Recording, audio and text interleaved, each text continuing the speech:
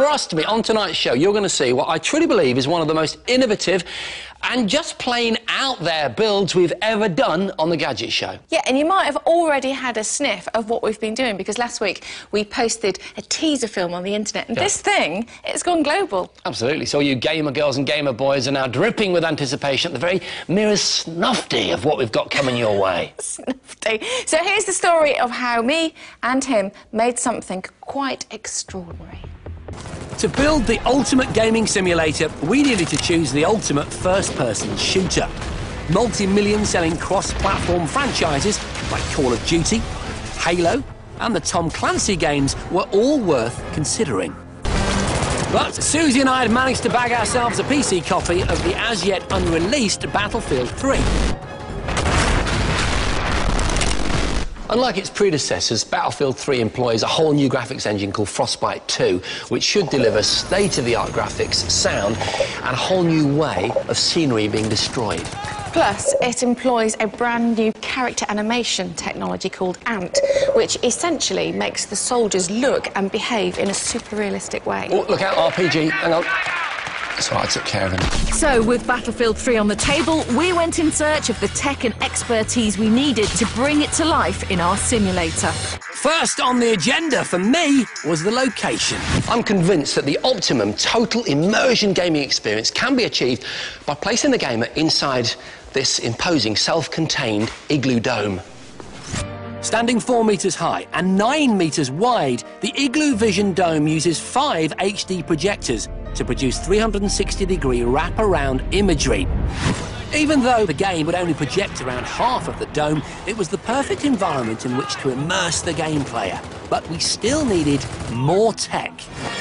I found a video of a roller-driven omnidirectional treadmill that seems to enable you to walk in any direction, at any speed. This unique product is made by a Swedish company called MSE Weibel, who specialise in the manufacturing of military simulators. I contacted its designer, Daniel Johansson, to ask if the treadmill could be used to control a virtual character. Do you think that your technology can deliver that? Well, Jason, I think our treadmill would be perfect for your simulator. So you can walk around freely, and we'll output these movements to control the game's character. Daniel explained that 10 overhead infrared tracking cameras would monitor the real-time position of our game player on the treadmill, and that this data could then be used to control the directional movements of the Battlefield 3 character. You're a clever chap. You're a clever chap, Daniel. How do you feel about coming over to the UK to get this project rocking? I would be honoured to do that. Awesome, man. High five to the screen, my friend. High five. Right. Meanwhile, I went to meet Chris Chase, the boss of Extra Dimensional Technologies, a company who specialise in the creation of ambient LED lighting systems for concerts, exhibitions and the home. I was hoping his expertise in lighting would enable us to create the feeling of a full 360 immersive experience inside the Igloo Dome. Oh, this is incredible. The colours are so vibrant and they're wrapped around the room and around you. You feel really enveloped. It takes watching TV, I think, to a whole new level. Chris explained that his clever pixel mapping software could monitor the real-time colour changes within Battlefield 3 and use that information to control LEDs placed around the dome. We'll be using about 800 LEDs. That way you'll get a really intense effect. But Chris had yet another clever idea on how we could use his pixel mapping software. What we could do is map certain pixels of the screen so that when you're, for example, if you get shot in the game and the screen goes red, we can use that signal to control a paintball gun, for example. So you get shot for real when you get shot in the game. That is amazing. Next, I needed to figure out a way to take on enemies within the game.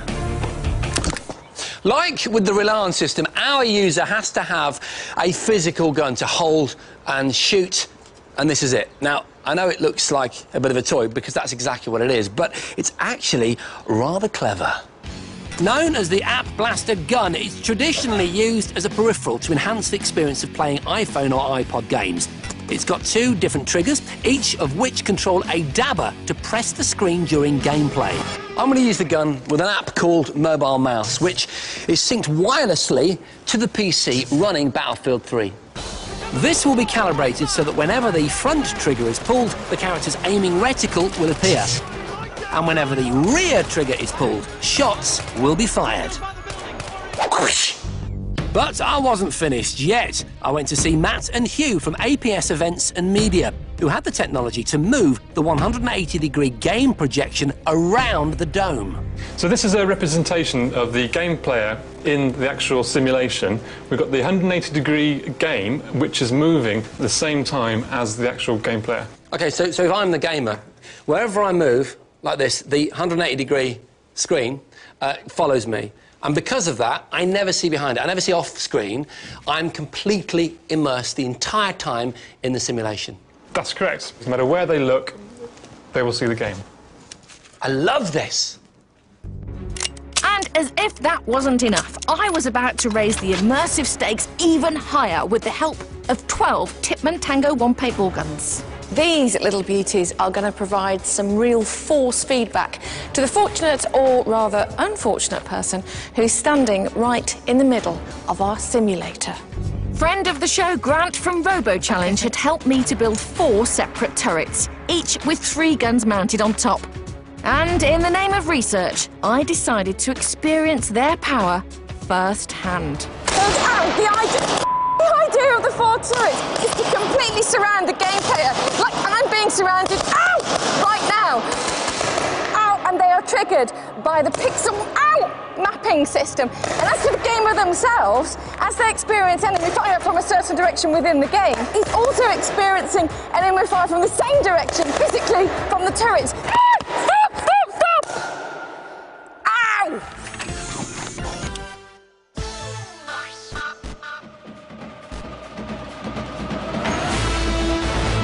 In pursuit of creating the most immersive combat gaming simulator imaginable, Jason and I had pulled together a truly amazing team of experts with the most incredible array of technology. Now, we had to get on with the build. First off, we laid down the ingenious omnidirectional treadmill designed by Swedish simulator manufacturer MSE. With 16 segments of belt-driven rollers underfoot and 10 infrared position tracking cameras overhead, this system would seamlessly control the speed and the direction of our characters' movements. Honestly, this is phenomenal. This is a world first. The concept is that the game player will move this way, but they'll not actually move any further than that because the whole surface is moving. They might want to run back over here, stop there, move this way, backwards, but never actually moving more than a couple of feet. Can I just say, well found.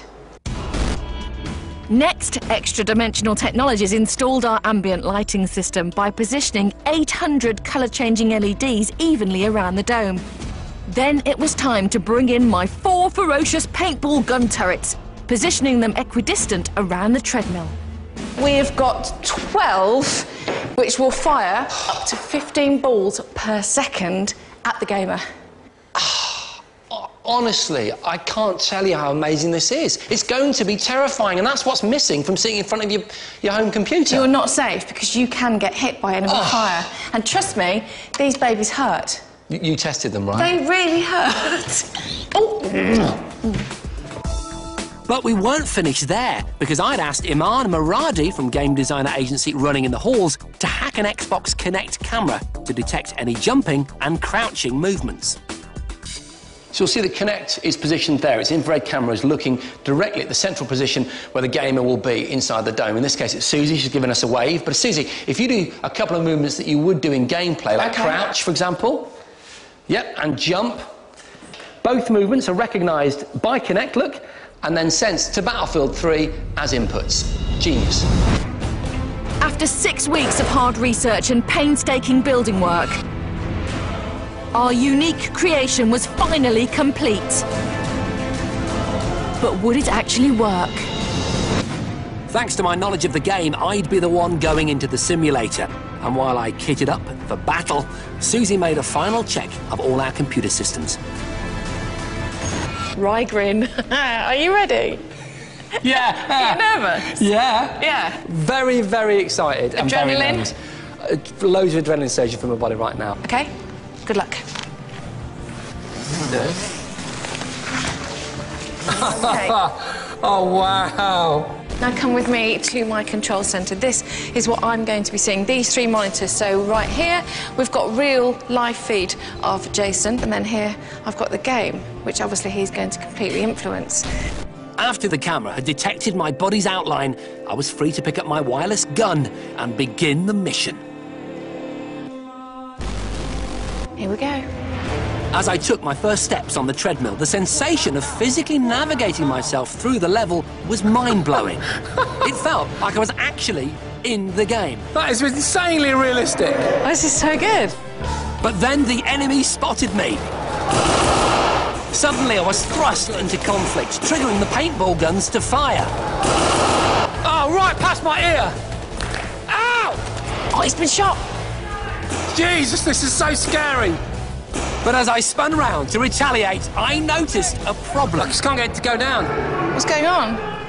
The tracking on my gun was out and wasn't aiming where I wanted, leaving me a sitting duck. Ow, you Ow! Ow! I had no option but to pull Jason out of the firing line. Ow! Stop! Hi. Hi. So that is, without a shadow of a doubt, the most realistic game I've ever experienced. That includes £1 million flight simulators.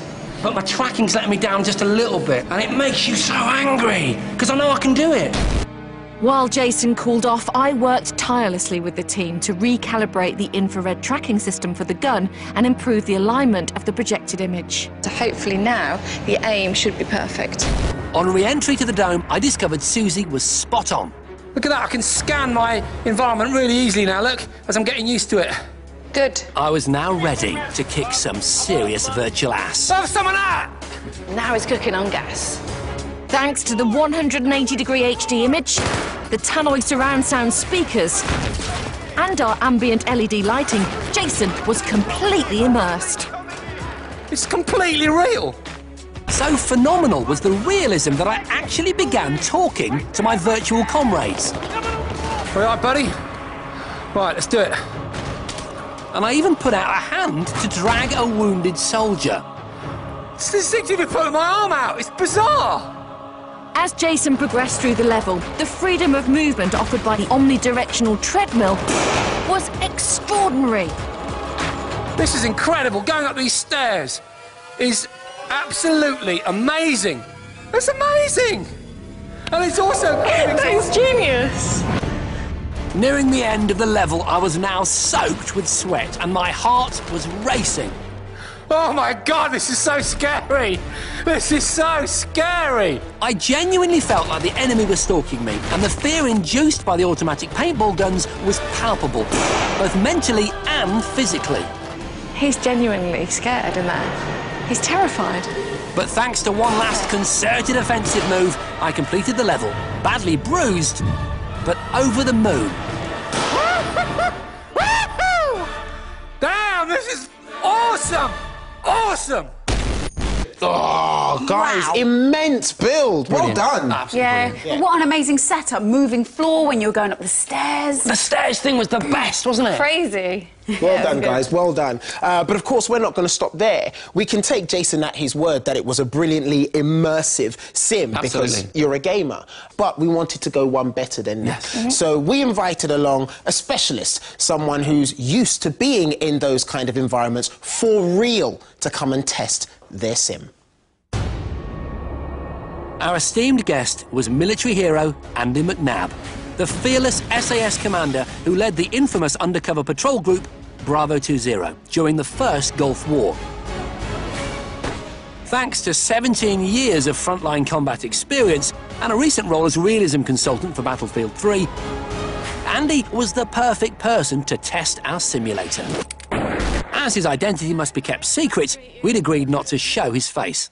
Obviously in the military we use a lot of simulations to do a lot of certainly close quarter combat using live ammunition. So we have got live ammo in there. There you go. I know you got shot.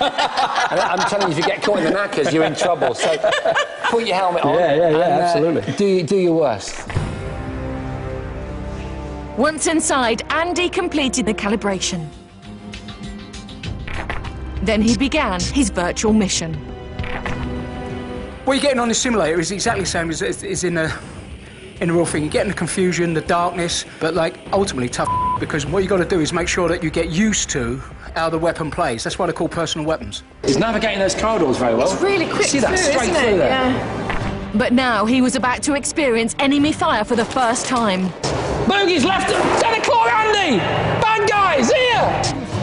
Without hesitation, the gun turrets unleashed fury from all angles. It's been shot, it's been shot.